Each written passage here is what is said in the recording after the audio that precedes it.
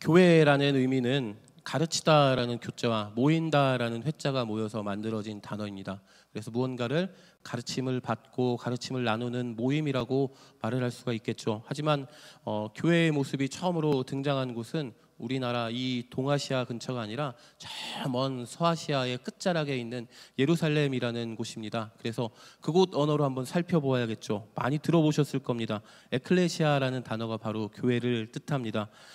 이는 에크라는 단어하고 칼레오라는 단어가 합성된 단어라고 합니다. 에크라는 단어는 밖으로라는 뜻이고 칼레오라는 단어는 불러내다라는 뜻입니다. 그러므로 에클레시아라는 교회라는 단어의 의미는 밖으로 불러내다라는 의미를 갖고 있습니다. 죄악으로 가득한 세상에서 예수 그리스도를 구주로 영접한 이들을 밖으로 불러낸 모임을 우리는 교회라고 말하고 있습니다. 물론 우리는 세상 속에서 살아갑니다. 세상 사람들과 함께 살아가지만 믿는 자로서, 거룩한 사람들로서, 성도로서 부름받은 이들이 모여있는 곳을 우리는 교회라고 이야기를 하고 있습니다. 예수님을 나의 구세주이며 나의 주인으로 인정하고 있고 또 함께 모여서 찬양하고 기도하고 말씀을 듣는 모임, 이 자체를 우리는 교회라고 합니다. 이것을 유형이 없는 건물 자체를 뜻하지 않는 무형교회라고 이야기하기도 합니다. 한편 우리가 모인 이 건물 자체를 교회라고 말하기도 합니다. 다만 많은 사람들이 저 십자가가 달려있고 또 사람들이 많이 모인 건물을 교회라고 부르기에 그냥 그렇게 부르자라고 인정하고 있는 상황입니다. 이것을 유형교회라고 말하고 있습니다. 엄밀하게 말하면 교회는 예수님을 믿는 사람들의 모임 그 자체를 이야기하고 있습니다. 건물 자체를 교회라고 부를 수는 없는 것이지만 많은 사람들이 그렇게 건물을 교회라고 부르고 있기 때문에 그냥 그렇다면 건물은 유형교회라고 부르자, 사람들의 모임은 무형교회라고 부르자라고 일반적으로 그렇게 말들을 하고 있습니다. 왜 이렇게 복잡한 말을 하냐면 우리가 모인 어느 곳이든 그곳이 교회가 될 수 있다라는 말씀을 드리고자 하기 때문입니다. 여기에서 예배를 드려야지만이 여기가 교회가 되는 것이 아니고 내가 믿는 자들이 모여있는 어느 곳에서든지 함께 모여서 예배하고 말씀을 나누고 기도하고 또 교회가 가지고 있는 그 기능들을 행하게 된다면 그곳은 어느 곳이든지 교회가 될 수 있다라고 말씀을 드리고자 합니다. 오늘은 사도행전 1장에서 4장, 사도행전 2장 1절에서 4절까지의 말씀들을 같이 읽었는데요. 교회가 진정으로 이루어지는 과정, 교회가 완성되는 과정을 이 안에서 찾아볼 수가 있습니다. 그래서 어떤 일들이 일어났고 어떻게 행동들을 했고 어떤 권능 또는 어떤 은사를 받았는지를 알아보려고 합니다. 그리고 난 후에 교회로서 우리에게 필요한 것은 무엇일까라고 두 가지로 요약을 한번 해보도록 하겠습니다. 2장 1절을 보시면 예수님께서 승천하신 후에 많은 시간이 지났습니다. 그때까지 제자들과 예수님을 따르던 이들은 예수님의 마지막 말씀, 하늘로 올라가시기 전에 제자들에게 명령하신 어떻게 보면 이것을 예수님의 마지막 명령 또는 유언이라고 표현할 수도 있는데 죽음 이전에 하신 말씀은 아니기 때문에 유언보다는 마지막 명령이라고 표현하는 게 더 좋을 듯합니다. 제자들은 예수님의 이 마지막 명령을 지키려고 했습니다. 사도행전 1장에 기록된 예수님의 마지막 명령은 예루살렘을 떠나지 말아라, 그리고 그곳에서 아버지께서 약속하신 것을 기다리라 였습니다. 제자들은 예수님의 말씀을 기억하면서 예루살렘의 한 거처에서 약속하신 것, 아버지께서 약속하신 성령님을 기다렸습니다. 사도행전 1장 4절의 말씀을 우리 같이 한 목소리로 읽어봅니다. 사도와 함께 모이사 그들에게 분부하여 이르시되 예루살렘을 떠나지 말고 내게서 들은 바 아버지께서 약속하신 것을 기다리라. 아멘. 그렇게 기다린 지 50일이 되던 날이었습니다. 성경은 이날을 오순절이라고 부릅니다. 순이라는 글자가 열흘을 뜻하는 한자어이고 그 앞에 오라는 단어가 붙어 있으니까 열흘이 5번이 지났구나, 오순절이 됩니다. 어제 저녁에도 담임 목사님이 잠깐 언급하신 것 같은데 우리로 치면은 추수감사주일과 같은 날입니다. 많은 유대인들이, 멀리 외국에 살고 있는 유대인들이 예루살렘에 모이는 그 날입니다. 그때에 예수님께서 승천하신 지 50일이 된 그 날이 되었을 때에 바로 우리가 오늘 읽으신 것처럼 성령께서 임하시는 장면이 등장합니다. 제자들은 약 50번 정도를 모였던 것 같습니다. 예수님을 따르던 사람들이 함께 모여가지고 무엇을 했을까요? 그것에 대한 힌트가 사도행전 1장 14절 그리고 26절에 기록되어져 있는데요. 우리는 모여가지고 오직 기도했구나라고 알고 있는데 조금 그것과는 다른 이야기들도 이 안에 포함되어 있습니다. 말씀을 사도행전 1장 14절과 26절의 말씀을 같이 한번 읽어보겠습니다. 여자들과 예수의 어머니 마리아와 예수의 아우들과 더불어 마음을 같이하여 오로지 기도에 힘쓰더라. 제비 뽑아 마띠아를 얻으니 그가 11사도의 수에 들어가니라. 아멘. 두 절의 말씀을 통해서 사도들은 예수님의 말씀을 마지막 말씀을 지키기 위해서 한편으로는 기도하면서 또는 한편으로는 사도를 선출하는 모습을 보였습니다. 사도의 선출은 제비뽑기를 통해서 했다라고 성경은 기록하고 있죠.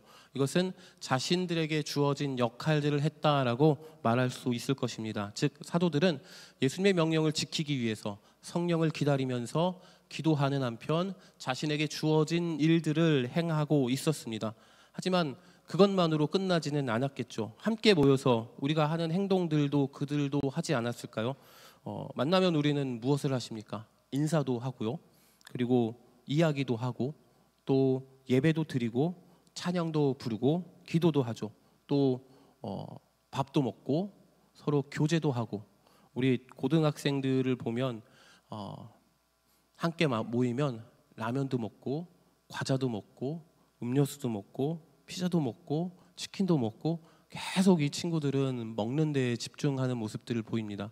너무 좋은데 요즘 이제 고등부 아이들이 선교를 간다고 이제 국내 선교, 해외 선교를 준비하고 있어서 계속 교회에 모이는데요.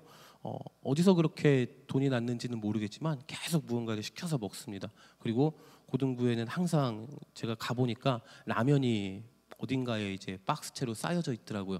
그래서 그냥 자기들이 가가지고 냄비에 물 받아가지고 그냥 끓여서 먹고 알아서 치우고 막 그렇게 하고 있더라고요. 상당히 좋은 곳이다 라는 생각을 많이 했었습니다. 어쨌든 모이면 우리는 그렇게 서로 교제하고 서로 예배하고 음식도 나누고 그런 모습들을 보입니다. 이 예수님의 명령을 지키면서 하나님께서 약속하신 성령님을 기다리는 사람들도 아마 함께 모여서 이러한 일들을 같이 했을 것입니다. 그런 한편 오로지 기도하기에도 힘썼을 것이고요. 또 자신들이 해야 할 일들을 하기도 했을 것입니다. 이렇게 50번 정도를 모인 것 같습니다. 오순절이 왔기 때문이죠. 그때 성령께서 임하셔서 모인 모두에게 충만하게 임재하셨습니다. 온전한 모임 50회면 성령님이 임하신다라고 이제 말씀 그대로만 보면 말할 수도 있을 것이겠지만 어쨌든 오늘 읽은 말씀을 한번 자세히 살펴보면 모인 이들이 함께 모여서 무엇을 했다라는 기록은 나와 있지 않습니다. 우리 사도행전 2장 1절의 말씀을 천천히 한 목소리로 같이 한번 읽어보도록 하겠습니다. 오순절 날이 이미 이름에 그들이 다 같이 한 곳에 모였더니 단순히 제자들이 함께 모였다라는 표현만 등장합니다. 우리는 뜨겁게 기도를 해야지만이 성령님께서 우리에게 충만하게 임재하실 거야라고 생각하고 있었는데 사도행전 2장 1절에서는 제자들이 모여 있는 상황입니다. 모여서 무엇을 했다라는 것은 알 수는 없지만 아마도 자신들이 했던 교제하고 예배하고 기도하고 찬양하고 또 함께 모여서 무언가를 하고 있는 그 상황 가운데 성령께서 임재하신 것 같습니다. 모였다니라는 표현만이 등장할 뿐이죠. 조금 더 정확한 표현으로는 한 곳에 있었다라고 표현할 수 있습니다. 어쨌든 이들은 모였습니다. 모인 후에 사도들의 지도를 받아서 기도하고 할 일을 하고 음식을 먹고 교제를 했던 것이죠. 하나님의 말씀을 가르치고 배우기도 했을 것입니다. 그렇게 모였을 때 성령님께서는 모인 이들에게 그렇게 충만하게 임재하신 것입니다. 교회는 모이는 곳입니다. 왜 그렇게 모이라고 하는지 불평할 수도 있습니다. 혼자 있는 걸 좋아하는 사람들은 왜 또 모이라고 하시지라는 생각을 많이 하실 것입니다. 좋아하는 사람들끼리만 모여서 자기들끼리만 모이면 좋을 텐데 공연히 나도 함께 불러서 나오라고 이야기를 합니다. 그리고 무엇을 하자고 이야기하죠. 사람들은 교회가 가진 모임이라는 특성을 분명하게 알지 못하는 상황임에도 불구하고 자연스럽게 서로를 불러내서 모이자고 말하는 곳입니다. 교회는 그렇게 모이는 곳입니다. 요즘 말씀드렸다시피 계속 선교 모임이 진행 중입니다. 어젯밤에도 선교의 밤 행사로 청년 학생들 또 장년 성도님들이 모여서 예배를 준비했는데요. 고등부 학생들을 보니 방학이 되었기 때문에 아침에 계속 모여서 기도하기도 하고 또 자기들끼리 뭐 너는 뭘 가져와라, 너는 계란을 가져와라, 너는 만두를 가져와라, 너는 쌀을 가져와라고 하면서 아침에 교회에 모여서 밥을 자기들끼리 만들어 먹더라고요. 저는 부르지 않고 자기들끼리 먹고 있었습니다. 어쨌든 그렇게 각자에게 주어진 일들을 하며 서로 음식을 먹고 교제하면서 또 뜨겁게 기도하면서 자신들의 선교를 준비하는 모습들을 보였습니다. 그것들을 보면서 우리 학생들이 교회가 가지고 있는 그 모습들을 충실하게 수행하고자 하는구나라는 생각을 해봤습니다. 교회가 가진 이상적인 모습들이 그 안에 어느 정도 나타나 있구나라는 생각이 들었습니다. 교회는 모이는 곳입니다. 이 내용을 첫 번째 결론으로 강조하겠습니다. 교회는 모이는 곳이라는 말씀을 드립니다. 이제 사도행전 2장 2절과 3절의 말씀을 같이 한 목소리로 읽어보도록 하겠습니다. 호련히 하늘로부터 바람 같은 소리가 있어 그들이 앉은 온 집에 가득하며 마치 불의 혀처럼 갈라지는 것들이 그들에게 보여 각 사람 위에 하나씩 임하였더니 아멘. 이렇게 제자들이 모인 장소에 매우 특별하고 신비한 일들이 일어났습니다. 호련히 어디에서 시작되었는지 알 수 없는 상황 속에서 급하고 강한 바람 같은 소리가 있었다고 합니다. 급하고 강한 바람이 아닌 급하고 강한 바람 같은 소리였습니다. 어떤 소리가 난 것이죠. 또 불의 혀처럼 갈라지는 것들이 보였다고 말하고 있습니다. 각 사람 위에 이것이 하나씩 임하여 있었다라고 성경은 말씀하고 있습니다. 사람들의 귀에 급하고 강한 바람 같은 소리가 들렸고 사람들의 눈에 불의 혀처럼 갈라지는 것들이 모인 사람들의 머리에 하나씩 있는 것이 보였습니다. 청각적으로, 시각적으로 이분이 바로 하나님께서 약속하신 성령님이시구나라고 제자들이 알 수 있을 정도로 약속을 이제 이루셨구나, 우리가 기다리고 있던 이 분이 바로 우리에게 임하셨구나라는 것을 알 수 있을 정도로 그렇게 제자들에게 성령께서 충만하게 임재하셨습니다. 우리가 모여서 기도하고 교제하고 또 제자들과 같은 모습을 보인다면 똑같은 일들이 일어날 수 있을까요? 고등부 학생들한테 한번 물어보니까 저쪽에서 네라고 대답하는 친구가 있었습니다. 그래서 목사님은 잘 모르겠다, 그런데 네가 기도하면 그런 일이 일어날 수 있을 거라고 위로는 해줬지만 이 말씀에서 중요한 부분은 급하고 강한 바람 같은 소리도 또 불의 혀처럼 갈라지는 것들이 사람들 머리 위에 있는 것도, 이것들도 분명히 특별한 의미가 있겠지만 정말로 중요한 것은 그 다음에 나오고 있는 사도행전 2장 4절에 등장하는 말씀입니다. 우리 2장 4절의 말씀을 같이 한 목소리로 읽습니다. 그들이 다 성령의 충만함을 받고 성령이 말하게 하심을 따라 다른 언어들로 말하기를 시작하니라. 아멘. 그들이 다 성령의 충만함을 받았다라는 이 사실 자체가 더욱 중요합니다. 소리가 안 들리고 무언가 보이지 않아도 성령의 충만함을 받는다는 그 사실이 중요합니다. 우리는 이미 성령님과 함께 하고 있습니다. 성령의 충만함을 경험했고 바라는 사람들입니다. 그렇기 때문에 우리는 모여서 성령님의 임재하심을 사모하는 그러한 사람들입니다. 이렇게 성령의 충만함을 받은 사람들은 성령의 말하게 하심을 따라 각기 다른 언어들로 말하기를 시작했다고 합니다. 우리는 이것을 방언이라고 부르죠.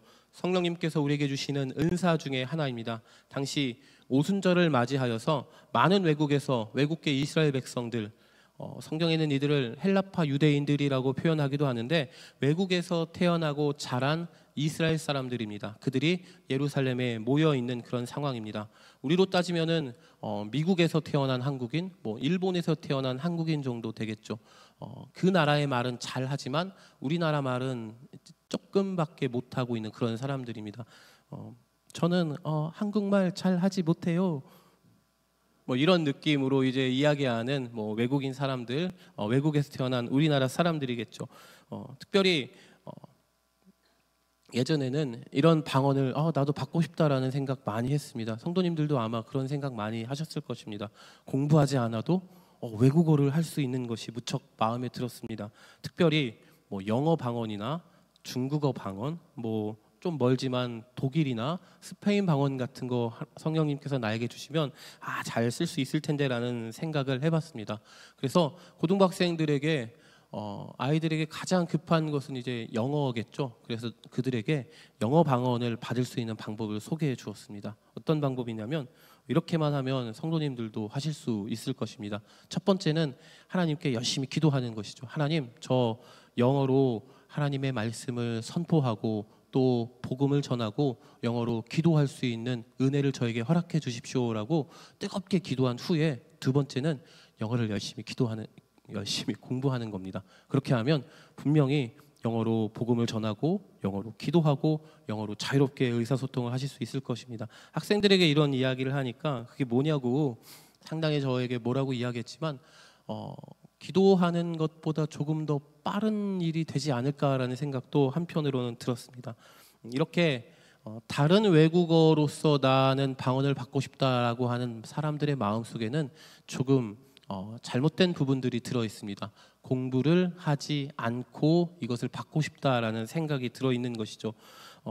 어쨌든 사도행전에 나오는 방언은 분명히 외국어였습니다. 하지만 그 방언은 교회가 시작되는 상황에서 많은 이들에게 복음을 전해야 하는 특별한 상황 속에서 이루어진 기적입니다. 지금도 그 일이 일어난다, 일어나지 않는다라고 단언하여 말할 수는 없지만 우리는 충분히 공부하고 대비할 시간이 있기 때문에 외국인들에게 복음을 전할 수 있는 준비도 각각 공부하셔서 할 수 있는 원로 목사님이 하시는 것처럼 그렇게 하시면 좋을 듯합니다. 이제 사도행전 2장의 첫 부분에 등장하고 있는 120명의 제자들이 각각의 언어들로 무슨 이야기를 했을까라는 궁금증이 드시지 않으십니까? 관련된 내용들이 이제 5절부터 쭉 등장하고는 있는데요. 집에 가셔서 2장과 3장의 내용들을 읽어보시면 이것들이 이 제자들이 방언으로 말한 내용이구나라는 것을 아실 수 있을 것입니다. 오늘은 대략적으로만 그 말씀을 드리도록 하겠습니다. 우리 사도행전 2장 11절의 말씀을 같이 한 목소리로 읽어보겠습니다. 그레데인과 아라비아인들이라 우리가 다 우리의 각 언어로 하나님의 큰 일을 말함을 듣는도다 하고. 아멘. 사도행전 2장 9절에서 11절까지 3절에 걸쳐서 16개 지역에 거주하는 유대인들의 출신 지역이 기록되어 있습니다. 그들이 온 지역을 하나하나 이렇게 성경에서 소개하고 있는 이유는 제자들이 말하는 모습이 너무나도 신비하고 놀라웠기 때문일 것입니다. 120명이나 되는 사람들이 다른 언어로 같은 내용의 말들을 하고 있었습니다. 그리고 그 내용이 11절에서는 하나님의 큰일이라고 표현하고 있습니다. 이 하나님의 큰일이 무엇인지는 이제 14절부터 등장하는 베드로 사도의 설교에 그 내용들이 기록이 되어 있습니다. 하나님께서 인간을 구원하시기 위해서 그 아들이신 예수 그리스도를 보내셨음을, 하나님이신 그분이 십자가에서 우리 죄를 위해서 죽으시고 다시 부활하셨음을 말하는 것이 베드로 사도의 설교 내용입니다. 즉 예수 그리스도를 전하는 것이 당시 성령 충만을 받은 제자들이 각기 다른 언어로 말했던 내용인 것이죠. 두 번째 결론을 말씀드리겠습니다. 두 번째 결론은 성령의 충만함입니다. 온전한 모임을 통하여서 교회를 이루게 되면 그 이후에는 성령님께서 충만하게 임재하심으로 진정한 교회가 완성이 됩니다. 이전까지 이 오순절 마가다락방의 120명의 사람들이, 이 제자들은 교회가 가진 기능들을 충실하게 수행하고자 했습니다. 예배하고 교제하고 말씀을 배우는 예배와 교제와 교육의 기능들을 같이 수행했다고 한다면 아직까지는 조금 부족한 부분들이 있습니다. 교회가 하는 가장 근본적인, 교회가 만들어진 그 목적 중에 하나인 것이죠. 전도하고 선교하고 구제하는 모습들이 이들 가운데는 빠져 있었습니다. 그런데 성령의 충만함을 받은 교회는 곧바로 예수 그리스도를 전하기 시작했습니다. 교회가 온전한 모습으로 완성되어서 담대하게 복음을, 하나님의 큰일을, 예수 그리스도를 전하기 시작한 것입니다.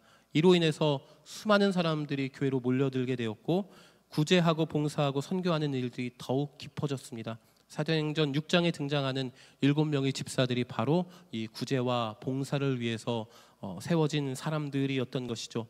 두 가지의 결론을 말씀을 드렸습니다. 하나는 교회는 모이는 곳이라는 말씀을 드렸습니다. 두 번째는 교회는 성령의 충만함을 통하여서 완성된다라고 말씀을 드립니다. 모인 이들이 교회가 가진 모습대로 예배하고 기도하고 교제하고 말씀을 나눌 때에 성령님은 그 자리에 오지 않으실 수 없을 것입니다. 이미 약속하신 성령님이시기 때문에 더 빠르고 더 급하게 오실 수밖에 없을 것입니다. 그렇게 성령의 충만함을 받은 교회는 교회의 모습으로서 완성되어서 자신들에게 주어진 사역들을 감당하게 됩니다. 교회가 되어서 예배하고 교제하고 선교하고 봉사하고 교육하는 곳이 되는 것입니다.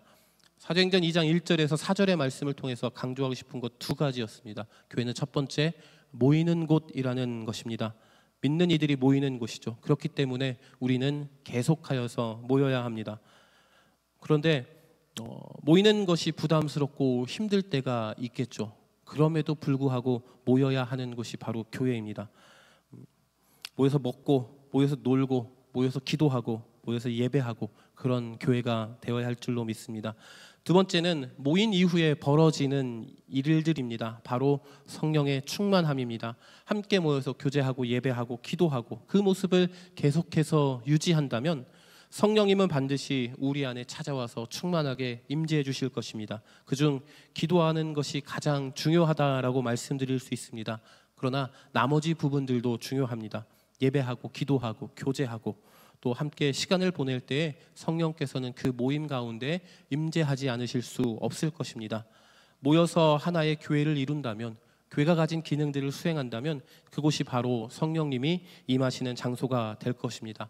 모이기를 힘쓰는 교회가 되기를, 성령의 충만함을 사모하는 교회가 되기를 주님의 이름으로 축복합니다. 기도하시겠습니다. 하나님 감사합니다. 새벽 시간 함께 모여 주님을 예배하게 하심에 감사를 드립니다. 좋으신 하나님, 말씀을 통하여서 교회가 어떻게 완성이 되는지를 살펴보았습니다. 120명의 제자들이 함께 모여 기도하며 각자에게 주어진 일들을 하고 서로 음식을 나누고 서로 교제하며 말씀을 배우는 그 시간들을 통하여서 성령께서 그곳에 임재하여 주시고 성령의 충만함을 받은 그들이 예수 그리스도의 증인으로서의 삶을 시작하는 그 모습들을 살펴보았습니다. 주님, 우리도 그런 교회가 되기를 원합니다. 우리도 이렇게 주님이 기뻐하시고 주님이 원하시는 모이기를 힘쓰는 교회가, 성령의 충만함을 사모하는 교회가, 교회의 기능들을 온전히 행할 수 있는 교회가 될 수 있도록 주여 인도하여 주옵소서. 그런 교회가 됨에 있어서 하나님, 나를 사용하여 주시고 우리 모두를 통하여서 하나님의 교회를 이루어갈 수 있도록 인도하여 주옵소서. 감사드리며 예수님의 이름으로 기도합니다. 아멘.